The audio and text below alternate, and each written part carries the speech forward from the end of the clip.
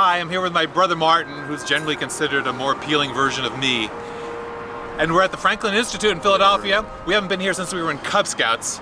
And we're just looking forward to the giant heart. The giant heart. Right, the giant heart. Giant heart. And the nickels. Nickels with the face of Abraham Lincoln on it. No, Ben Franklin. Ben Franklin. Yeah. In fact, Lincoln's never been on that nickel, ever. We're going inside to see how it goes. There he was, just like when we walked through these doors as Cub Scouts. Ben Franklin, Philadelphia's favorite son. This monumental sculpture by James Earl Fraser is the centerpiece of the nation's official memorial to Ben. It costs money to get into the Franklin Institute Museum, but you can visit Ben's statue in a giant rotunda designed after the Pantheon in Rome for free. We're just discussing where we think the heart is. My experience is to do museums from the upstairs to the downstairs. But that would put the heart as a grand finale. That sounds perfect. All right, but we won't forget to do the heart. No, I don't see how we could. Same old elevators.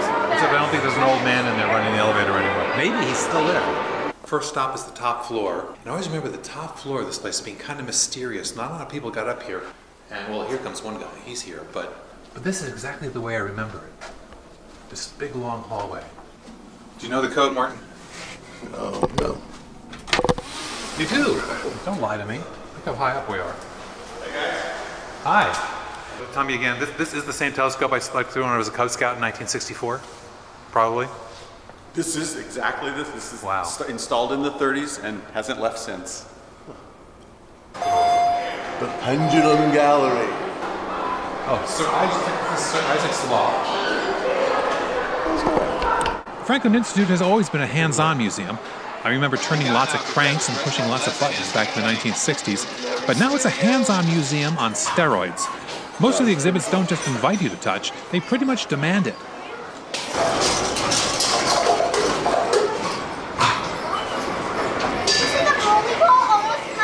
My favorite movie, Vertigo.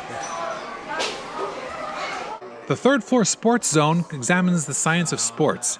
It also lets kids and spry grown-ups try and outrun some leading Philadelphia athletes.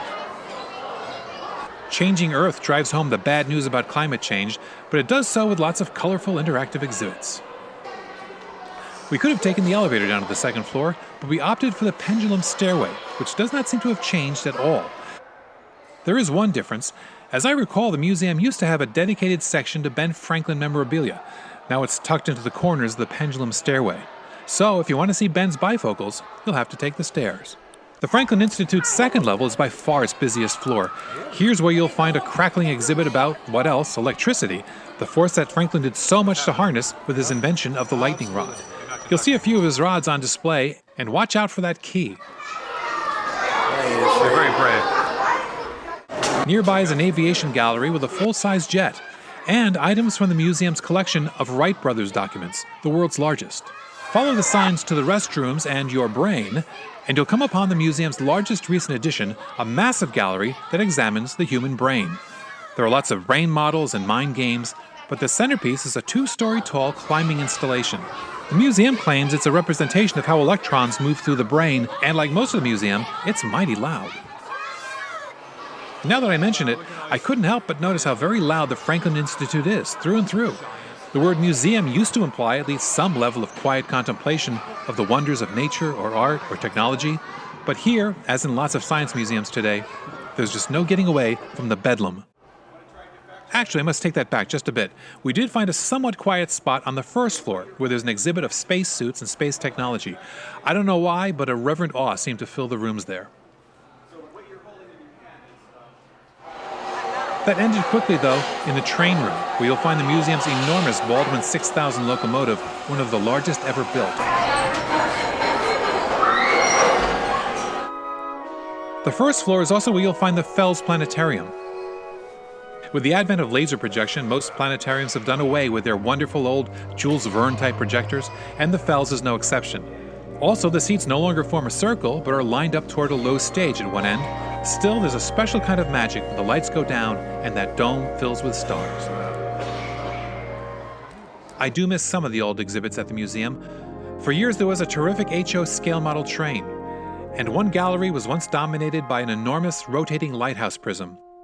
Both are gone now, But one thing remains, and the museum will probably be stuck with it forever: the giant heart.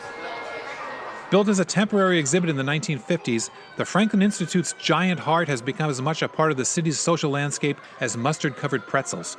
It seems a bit smaller than when I was a kid, but there's no mistaking the thrill of heading inside and hearing that endless thump, thump, thump.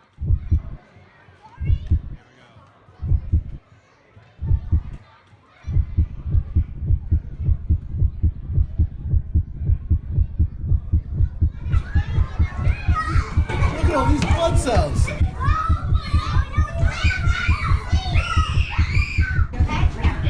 There's so many stairs in the heart. I wonder if anyone's ever had a heart attack walking through the heart. Irony. Oh. This is the view from the top of the heart.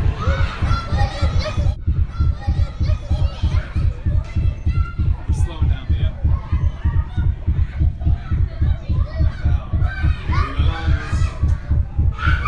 Re-entering the heart. What? You think you're out and then they pull you back in again.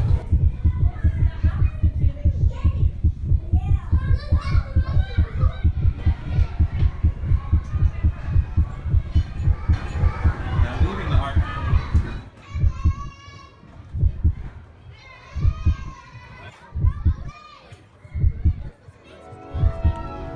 Okay, so it's been like 50 years, right? I don't know, so something like that. Oh, I hate when it's 50 years. Yeah. So it was worth going. I was disappointed in some ways. First of all, it's really crowded and loud. They're almost playgrounds now, museums, rather than being places where you go and think about what you're seeing. They seem to have removed everything that's not hands-on.